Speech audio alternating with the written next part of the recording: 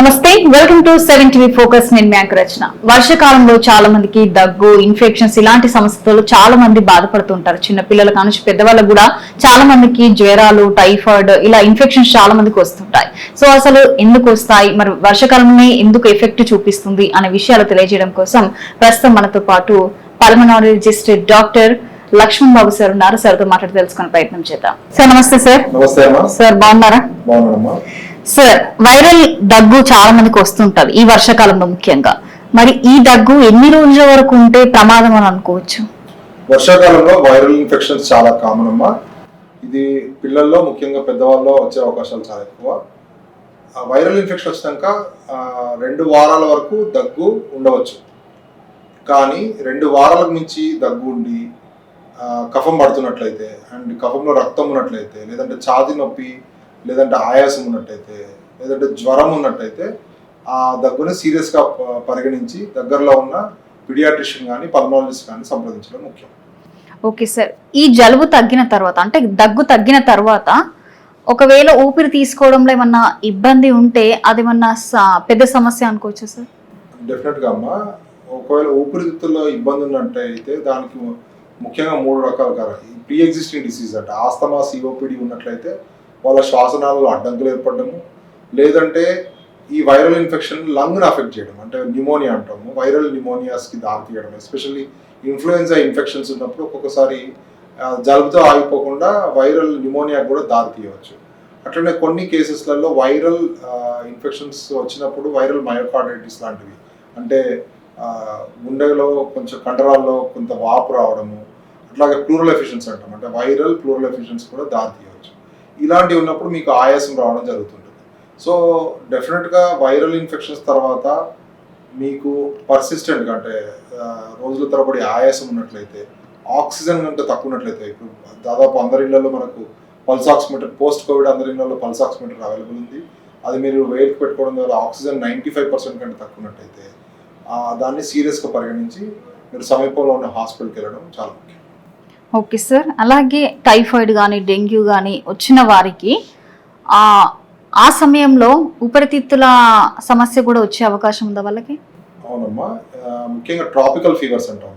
అంటే ట్రాపికల్ కంట్రీస్లో వచ్చే ఫీవర్ సీరియస్గా ఉన్నప్పుడు, సివియర్గా ఉన్నప్పుడు, అంటే డెంగ్యూ కనుక చూస్తే సివియర్ డెంగ్యూ షాక్ సిండ్రోమ్ అంటారు దాన్ని. దాంట్లో ఈ హైపర్ పర్మియబిలిటీ అంటే వెజల్స్ నుంచి లీక్ స్టార్ట్ అవుతుంది ఫ్లూయిడ్, అంటే బ్లడ్ రక్తనాళాల్లో ఉన్న బ్లడ్ కాంపోనెంట్స్ అనేది లీక్ అవుతూ ఉంటాయి. ఇలా ఉన్నప్పుడు లంగ్స్లోకి పల్మనరీ ఎడిమా లాగా రావచ్చు. అంటే పల్మనరీ అంటే లంగ్స్లోకి వాటర్ లాగా వచ్చి ఆయాసం వచ్చే అవకాశం ఉంది. అట్లనే ప్లూరల్ ఎఫిషియన్స్ రావచ్చు. ఒక్కొక్కసారి డెంగ్యూ తర్వాత సెకండరీ ఇన్ఫెక్షన్ ఏఆర్డిఎస్ అంటే అక్యూట్ రెస్పిరేటరీ డిస్ట్రెస్ సిండ్రోమ్కి ఈ డెంగ్యూ సివియర్ డెంగ్యూ దారితీయవచ్చు. సో డెంగ్యూలో పల్మనరీ ఎడిమా ప్లస్ ఏఆర్డిఎస్ వల్ల ఆయాసం వచ్చే అవకాశం చాలా ఎక్కువ. ఇలాంటి పేషెంట్స్ని మీరు ఐసీయూలో ఉంచాలి. వాళ్ళకు హై ఆక్సిజన్ కాన్సన్ట్రేషన్ హెచ్ఎఫ్ఎన్సీ అంటారు. దాని ద్వారా ఆక్సిజన్ ఇవ్వాల్సి ఉంటుంది. ఒక్కొక్కసారి పేషెంట్స్కి ఇంట్యూబేషన్ వెంటిలేటర్ అవకాశం కూడా ఉంటుంది. సీరియస్ చికెన్ గున్యా కేసెస్లలో కూడా సిస్టమిక్ ఇన్ఫ్లమేషన్స్ వచ్చే అవకాశం ఉంటుంది. టైఫాయిడ్లో మెయిన్గా ఎక్కువ మీకు గట్కి సంబంధించిన ప్రాబ్లమ్స్ అంటే పొట్టకు సంబంధించిన ప్రాబ్లమ్స్ ఉంటాయి. బట్ సెప్సిస్ అంటే బ్లడ్లో ఇన్ఫెక్షన్ పెరిగినప్పుడు, because lung acts like A filter to the blood, కాబట్టి ఈ ఏఆర్డిఎస్ ప్లస్ ఇతరత్ర లంగ్ న్యూమోనియాలు కూడా వచ్చే అవకాశం చాలా ఎక్కువ. So any patient with severe tropical infections can have lung problems. Okay sir, అలాగే సీజన్తో సంబంధం లేకుండా చాలా మందికి ఊరికి జలుబు అవుతూ ఉంటుంది. సో అలాంటి వాళ్ళకి ఊపిరితిత్తులు ఏమన్నా దెబ్బతింటాయా వాళ్ళకి? సాధారణ జలుబులతో ఊపిరితిత్తులు జనరల్గా దెబ్బతినవమ్మా.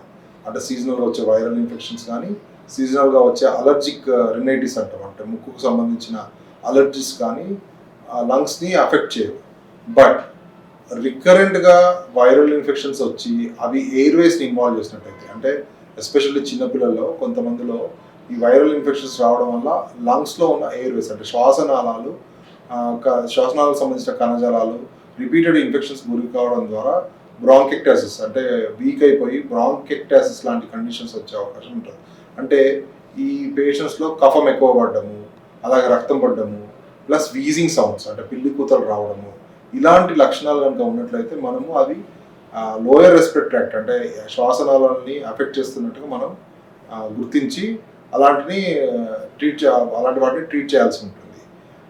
సో వీజింగ్ ప్లస్ కఫం పడ్డము అలాగే ఆయాసం రావడం లాంటి లక్షణాలు కనుక ఉన్నట్టయితే మాత్రమే వాటిని పరిగణలోకి తీసుకోవాల్సి ఉంటుంది.